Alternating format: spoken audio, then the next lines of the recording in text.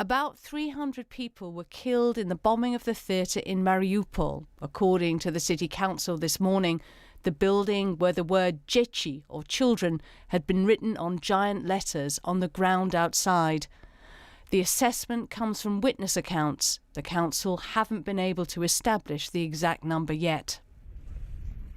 In what's left of Mariupol, there's little food, no water or electricity. But 100,000 people are said to be trapped in the city.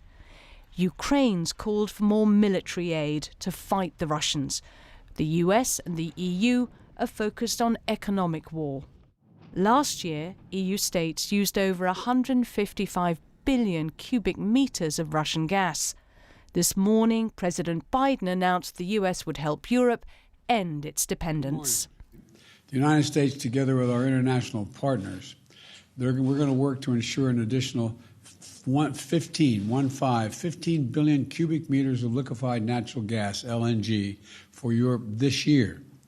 And as the EU works to discontinue buying Russian gas well before 2030, it will also work to ensure additional EU market demand for 50 billion cubic meters of LNG from the United States annually by 2030. That liquefied gas, carried by ship, won't solve the problem, but it's a very welcome step.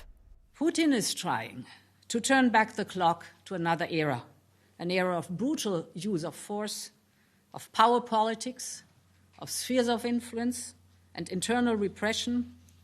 I am confident he will fail.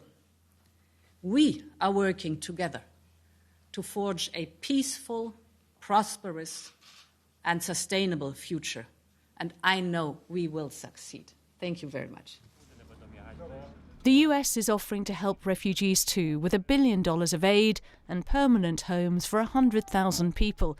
Later today, President Biden will travel to eastern Poland, not far from the border with Ukraine.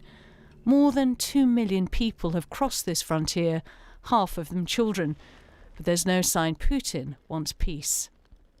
I think he's decided to double down and to try to Groznyfy the great cities of Ukraine in the way that he's always tried to do. And I think that's a tragic mistake. And the Ukrainians are fighting back in Kiev and here in the occupied port city of Berdyansk, where they destroyed a Russian landing ship.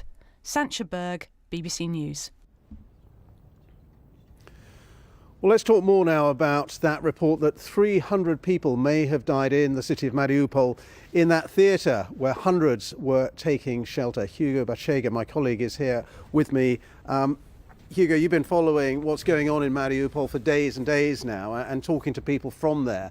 It's difficult to be clear about the number of people who may have died in that particular attack at the theatre. So this is the first time that we're getting, a figure of how many people could have died.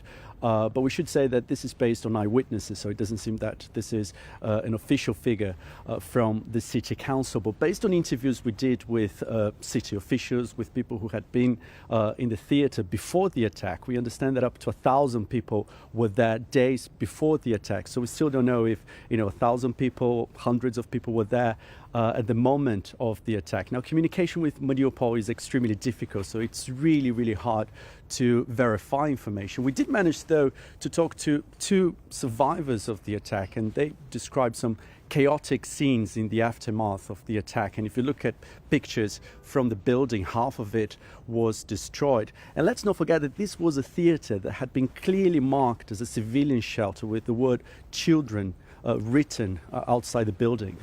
And what about the wider situation in Mariupol? I mean, it's just desperate, isn't it? It really is. And I spoke to the mayor earlier today, and he described, a chaotic situation because of the humanitarian crisis. Food supplies are running low, water supplies are running low, and he described, relentless, Russian attacks with entire neighborhoods now completely destroyed. And we know that about 100,000 people remain trapped inside Mariupol. And Mariupol has been a city where Russian officials and Ukrainian officials have been unable to create those humanitarian corridors to allow the evacuation of civilians. So thousands have managed to escape in recent days, but just because they have cars, they have means to do that. But tens of thousands remain trapped with no way of getting out. Really a horrific situation there in Mariupol. Hugo Bachega, thank you very much indeed for bringing us up to date on the situation there. So as we've been saying in Mariupol, that humanitarian situation continuing to deteriorate. As Hugo was saying, an estimated 100,000 civilians running out of basic food and water supplies. Wira Davis, our correspondent, reports from the southern road towards Mariupol, where defensive Ukrainian positions are preparing for the next phase in the conflict. Well, after about 4 weeks of war, Russia certainly would have thought it would have made more progress than this. And it's fair to say that in the last couple of days, neither side seems to have made too much progress on the ground.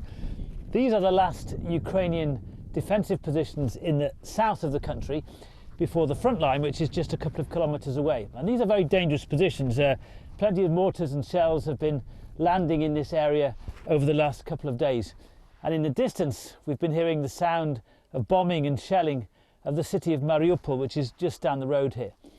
But here they're dug in for the long haul. These are trenches on the defensive line of the Ukrainian forces. So there's bedding here, there's food, there's water, and there's arms as well. There are plenty of guns and ammunition ready to defend these positions. But the big question for the Ukrainians is, what do the Russians do next? Do they try and punch through on the ground, which so far hasn't been a tactic that has worked for Russia, or do they start to bombard cities and towns like these, like they've done to Mariupol, shell them into virtual oblivion?